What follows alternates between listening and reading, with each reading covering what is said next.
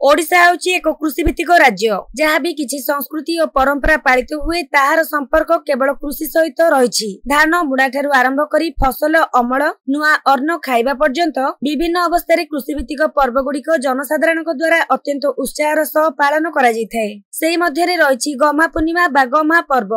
श्रावण पूर्णिमा दिन एही पर्व अति आनंदर सह हिंदू माने पालन करिथांती। श्रावण मास शेषरे कृषि कर्मर मुख्य देवता हलधर प्रभु बलरामଙ୍କ जन्म उत्सव पालन करबा उद्देश्य रे एही गम्हा पर्व पालन करा जाय आसुची। सेति से दिन समस्ते निज निज गृह रे बलदेवଙ୍କୁ पूजा करंती। तांकर आयुध हल लंगल अन्य चाष उपकरण को मध्य पूजा करा जायଥାଏ। बलदेवଙ୍କୁ पूजा करा जिबा व्यतीत एही दिन गो माननको मध्य पूजा करा जायଥାଏ। स्वयं बलदेव हेउचंती गो जातिर पालनकर्ता। एही दिन गाई गोरु माननको स्नान करा जाई तांको विभिन्न भाबरे सजा जाई पूजा करा जिबा सह अनेक सुस्वादु खाद्य पदार्थ दिया जायଥାଏ। अन्य एक अर्थरे समस्त भौणी माने निज निज भाई मानक मंगल मनासी भाई हातरे राखी बांधिथांती।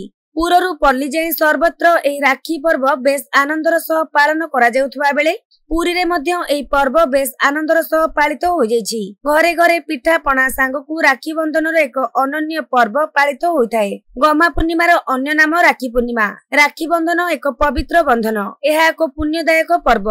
भाई और भौणी मध्य रही पवित्र संपर्कर बंधन एही राखी बंधन। राखी बंधन को नहीं एक सुंदर कथा प्रभु कृष्ण कहिथिले महाभारत रे। पूर्व काल रे 12 वर्ष पर्यंत देवता और असुर मानक मध्य युद्ध होइतिला। असुर माने विजयी होइसरी देवता मानक सह इंद्रଙ୍କୁ मध्य परास्त करथिले। तेनु इंद्रदेव पुणी थरे युद्ध लागि प्रस्तुत होई ब्रह्माଙ୍କ ठारू अनुमति नै बाहरिबा समय रे इंद्राणी एही श्रावणी पूर्णिमा दिन तांको दक्षिण हस्ते राखी बांधि दैतिले। ब्राह्मण माने मंगल वाचन पाठ करथिले। फल रे इंद्र जयलाभ करथिले। सेही दिन ठारू एही प्रथा समस्ते पालन करूछंती। इतिहास रे मध्य राखी को नै सुंदर उदाहरण रहिछि। मोगल मानक शासन समय रे जेतेबेले हिंदू रमणीक उपरे अत्याचार करथिले सेतेबेले अनेक हिंदू रामणी माने निज सतीत्व को रक्षा करिबा लागि मोगल शासक मानक राखी पठाई सेमानक सह भातृभाव प्रतिष्ठा करथिले। केतेक अंचल रे ब्राह्मण माने राखी पूर्णिमा दिन समस्तଙ୍କୁ राखी सह पैसा देबार प्रथा चली आसुछि। एही दिन रे केतेक स्थान रे गम्हा बेदी करा जायଥାଏ। गाँ रो शेष मुंडरे एही बेदी प्रस्तुत करा जायଥାଏ। गम्हा बेदी निकटरे बलदेवଙ୍କର आकृति विशिष्ट विराट माटीर स्तूप तयारी करा जाई सेठारे पूजा और भोग करा जायଥାଏ।